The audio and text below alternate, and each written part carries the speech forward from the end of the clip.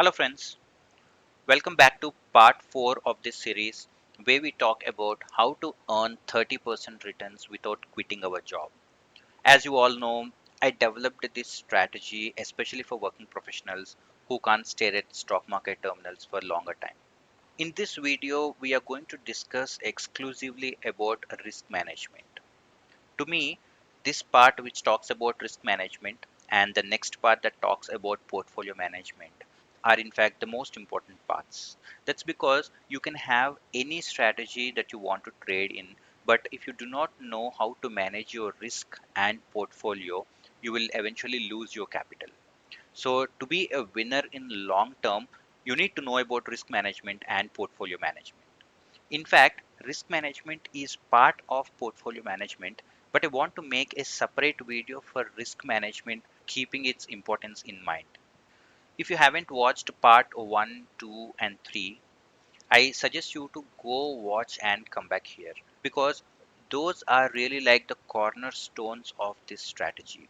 In those videos, we discussed about what is PSS strategy that we are trading in and some of the mathematical calculations that belong to both equity and options trading, and of course some of the advantages that we have with this strategy, etc. I am Raj, and 30chgr.com is my blog. I post all my strategies and various research related videos in this website. And apart from that, I also post all my positions whenever I enter. That's because you can track the performance yourself instead of relying on some backtesting results or past performances. And in fact, if you also want to trade with me exactly in the stocks that I trade in, then you can visit my blog on first of every month because that's when I keep churning my portfolio. I put all the stocks that I trade in. Go get all those stocks and you also can start building wealth in long term with me. I also have a lot of freebies that I'm offering currently, like free trading material or free trading bots that are required for accurate execution. So feel free to visit my website and get all those for free of cost. Alright, let's look at the agenda for this video. First and foremost, we'll discuss about three most important risk management techniques that I have incorporated into this PSS strategy. And followed by that, the most important concept of risk management, that is nothing but position sizing. Of course, we talk about position sizing for both equities and options. And then another important piece is how to deal with black swan events. Generally, we see that there are 2 or 3 black swan events for every 10 years, wherein market falls like 10 to 15%, or it could be even a bullish market. If there is a very good news in markets, then indices might jump 10 to 15% in a very short span. All these are black swan events. So we need to know how to deal with black swan events. It's like a make or break deal. If you do not know how to deal with these events, then you might blow up your portfolio in a very short time. And if you watched part 1 of this series, I started this PSS strategy by saying that we need to park 25% of emergency fund, right? In this video, we will discuss why we need to do that and how it helps us during these black swan events or any other unprecedented market movements. And finally, we will end the video by talking about a few advantages of various risk management techniques that we have incorporated. Alright, so the first is top 3 risk management concepts that we have in this strategy. First one is diversification. Let me give you an example why diversification is the most important when it comes to risk management. Throughout this series, I've taken a model portfolio which has 10 lakhs, right? And we divided this 10 lakhs into two parts, 5 lakhs for equity and 5 lakhs for options. Now, to understand more about this diversification, first let's talk about equities part of our portfolio. Let's say you have invested all these 5 lakhs in just one stock, that is stock A. Now, if there is some bad news and this stock falls down 50% or for that matter even 80%, then the entire amount that you invested in is in risk, right? Let's say the stock fell by 80%. Your 5 lakhs becomes 1 lakh. That's where diversification comes into play. You need to invest your amount into a reasonable number of stocks so that even if one stock goes down, other stocks will still keep your portfolio healthy. Again, if I had to take an example, instead of investing in just one stock, this time we invest in 10 stocks and each stock has 50,000 allocated. Now, in that case, let's say one stock goes down by 80%. So 50,000 that you invested in this stock might become 10,000. But other stocks in your portfolio are still safe, which means you have 4.5 lakhs allocated to other 9 stocks and 10,000 in the stock that has lost 80%. So you will still be left with 4.6 lakhs, which is like 92% of your original capital 5 lakhs. So in the first case, just because stock went down by 80%, you lost 80% of your entire portfolio. And in the second case, even though the same stock went down by 80%, you just lost 8% and the rest 92% is still safe in your portfolio. That's the power of diversification. You need to diversify your capital into various stocks or various segments so that even if one stock or segment doesn't perform well, other stocks come at rescue and safeguard your entire portfolio. And how we used this diversification in our strategy? We divided our entire capital equally into equities and options trading, and within that also we are allocating this equity capital into 10 stocks. So on one side we are dividing this capital equally into options and equities, and then on the other side, even within equities, we are dividing again it into 10 parts. Now, as per our previous example, let's say one stock went down drastically because of some bad news and we lost 40,000 in that stock. Now, if you consider the entire portfolio of 10 lakhs, 40,000 is just 4% of total capital, right? So the rest 96% of your capital is absolutely safe. So what we are doing here is we are not just diversifying it once, but we are applying another layer of safety and diversifying it twice, one for the segment, equity and options, and the second is within the equity segment. That way, we are making sure that our portfolio is absolutely safe. And then the next is hedging. Hedging is another important part of managing your portfolio risk. And in fact, we see that all FIs hedge their positions with some financial instrument. And even in our PSS strategy, we have a very well diversified and a hedged strategy. Let's take the same example again.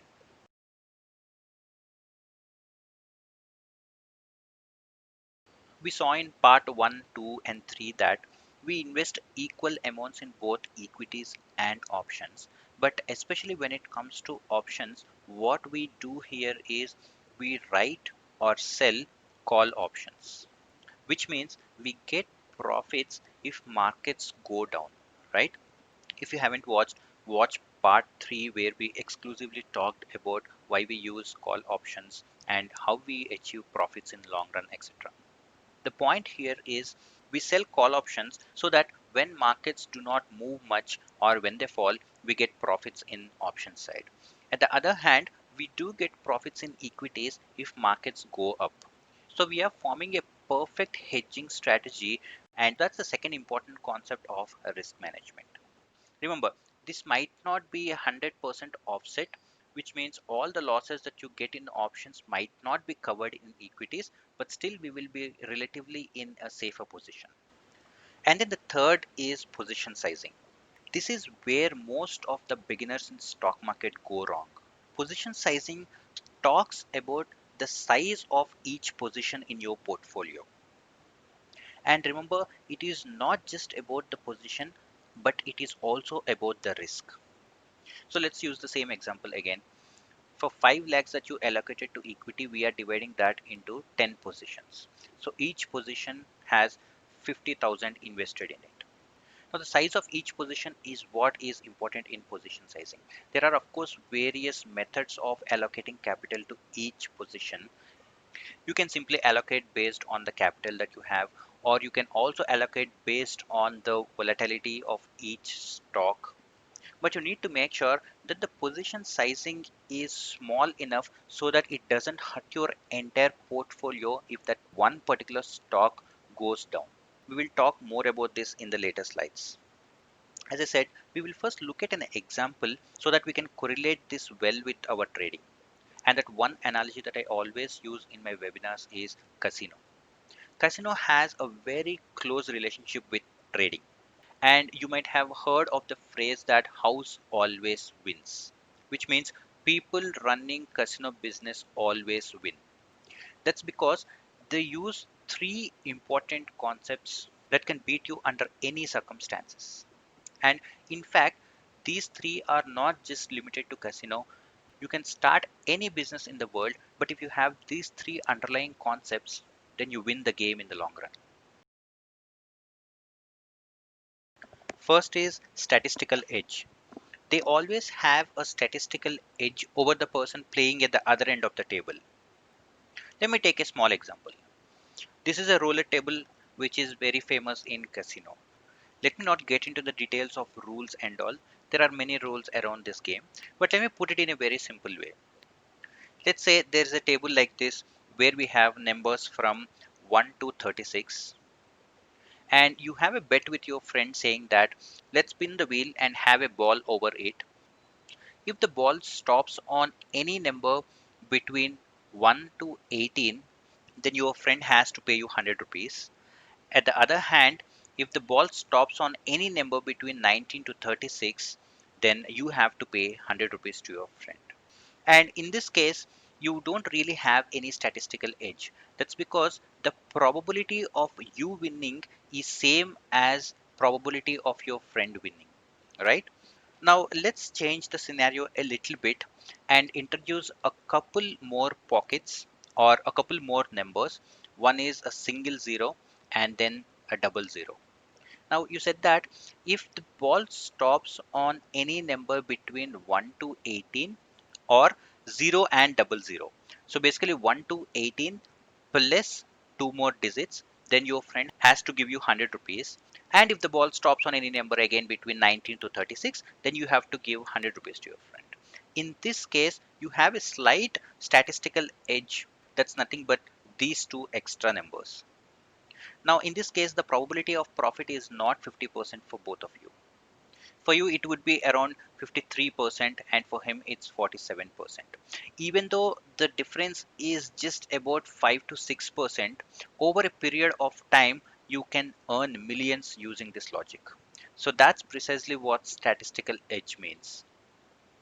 You have an advantage over the other party so that in long run, you always win. And then the second is bet size. If you have ever been to casino, casinos do not allow you to bet beyond a certain amount. That's because they don't want to lose much when they lose. Let's say the condition is you can bet any amount between 0 and 1000 rupees. So the maximum amount that the house is going to lose in any particular instance is 1000 rupees maximum. They do not lose beyond that. Why is it very important? It is important because when you lose, you need to ensure that you don't blow up your entire money, right? What if someone has put a bet of 1 billion rupees and in that particular instance, that person has won? In that case, the house has to give entire profits that it has earned over a period of time. And that's precisely why it does not allow people to bet beyond a size. When it loses, it wants to lose very little. You might think that when they win also they won't win beyond 1000 rupees, right? But that's fine by them. That's because they don't do it just once or twice. That's the next point we are going to discuss. The next is number of bets. They don't try to achieve profits in just one or two bets. They do it again and again and try to make small drops of money in thousands and thousands of bets. And in mathematical concepts, we call this as law of large numbers. If you are interested, go and check it out in Google. What this law of large numbers says is that if you keep doing the same thing again and again, the statistical average of this sample gets close to the average of original population.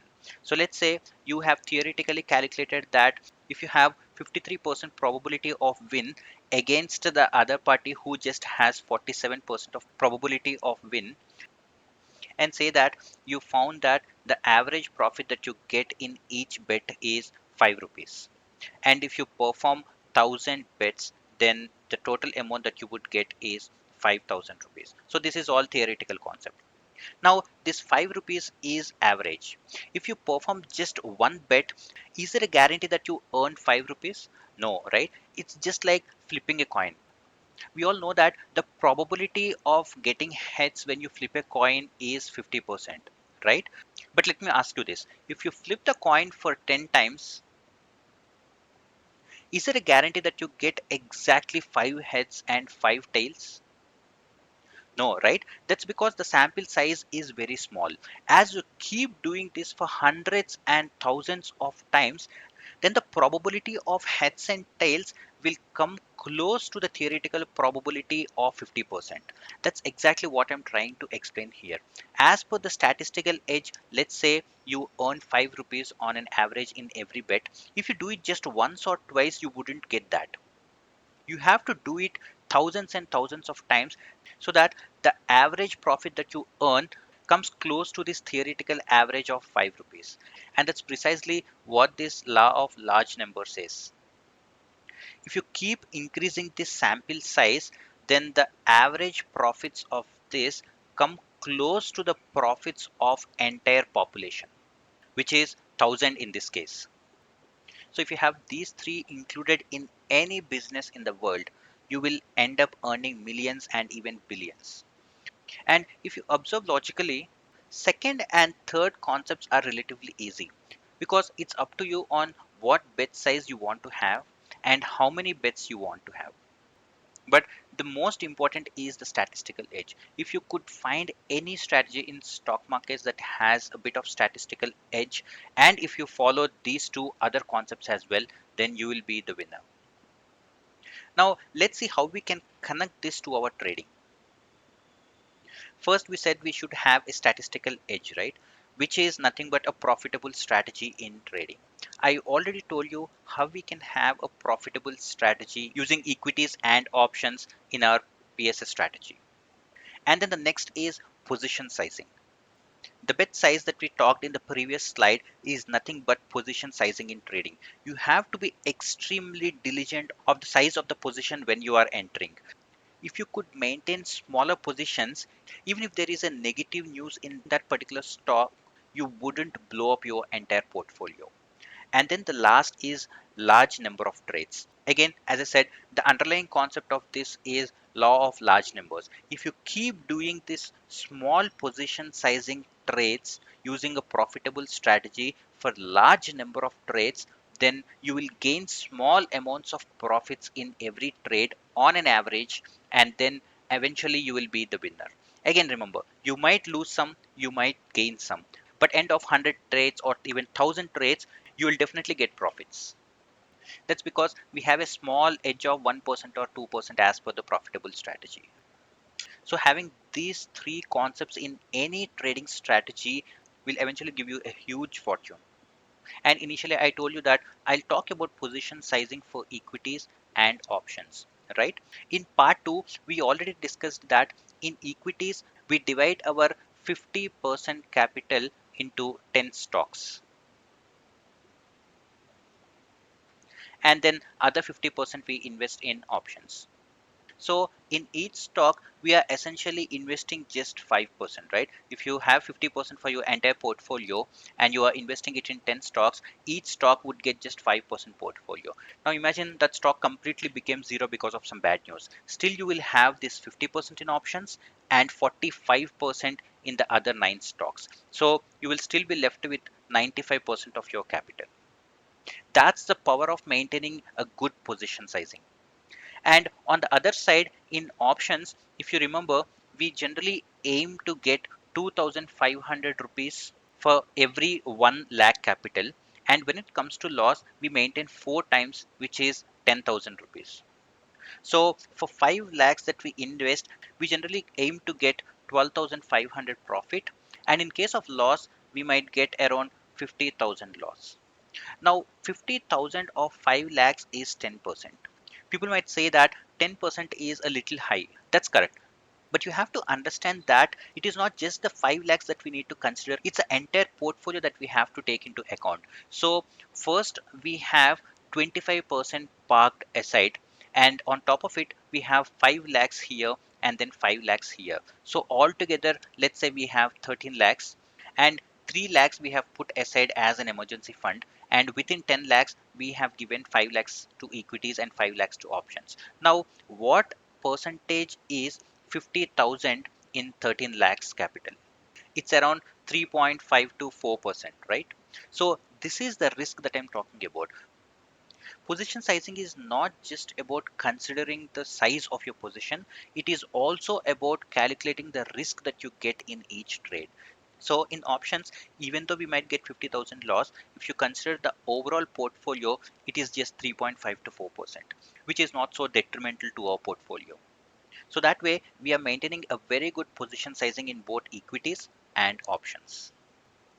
Now the last but one topic is, why do we need to park this 25% aside?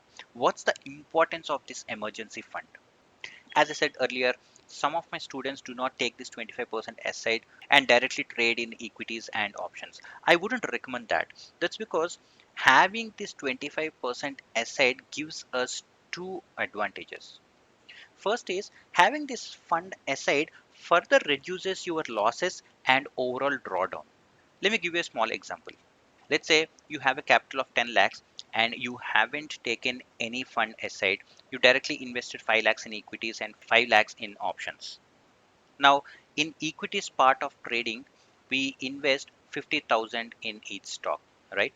Let's say this stock became zero, and so you'll be left with 9.5 lakh. You lost 5% of your capital here.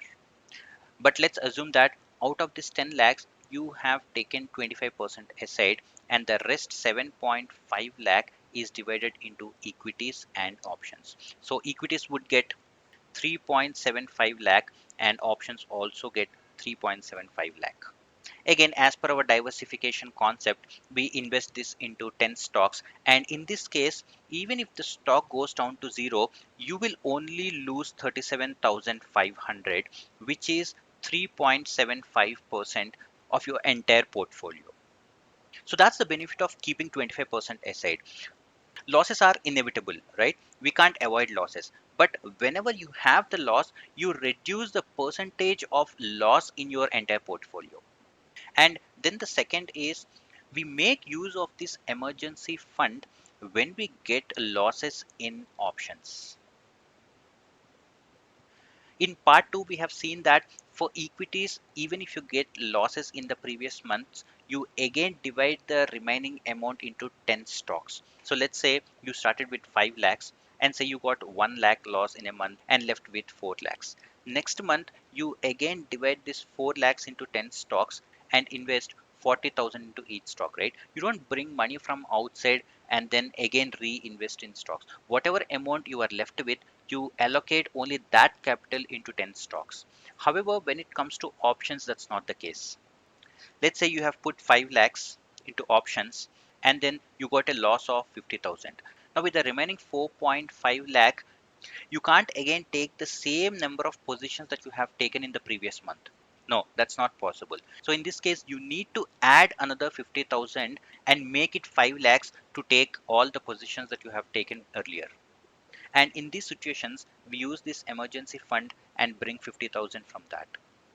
Of course, we are going to cover all these concepts in the last video, which is portfolio management. But for now, just remember that setting this 25% aside will helps us reduce the risk and will help fill this lost capital in options trading. And the last topic of this video is advantages. What are various advantages of maintaining a proper risk management? First is, you won't blow up your entire portfolio if you have a proper risk management in place. And then the second is drawdowns. You have lesser and lesser drawdowns, which are very important when it comes to risk or portfolio management. And of course, there are other advantages that come up as a result of these two. Like, you don't need to experience stress because you have proper risk management techniques in place. So as per the trading psychology, you don't need to change your strategies or plans very often because you are well prepared for all kinds of black swan events. So this brings us to the end of this video and part 4 of this series. And in the next video, I'm going to talk about some important concepts of money management. Like, what if we consecutively get losses either in options trading or in equities trading? And what if capital in one part of the segment goes higher and higher and capital in other part comes lower and lower? In that situation, how do we rebalance our entire portfolio to make sure one acts as a hedge to another? We discuss about all these concepts in the next video, so make sure that you don't miss that part as well. And as always, if you find this video interesting, please consider sharing.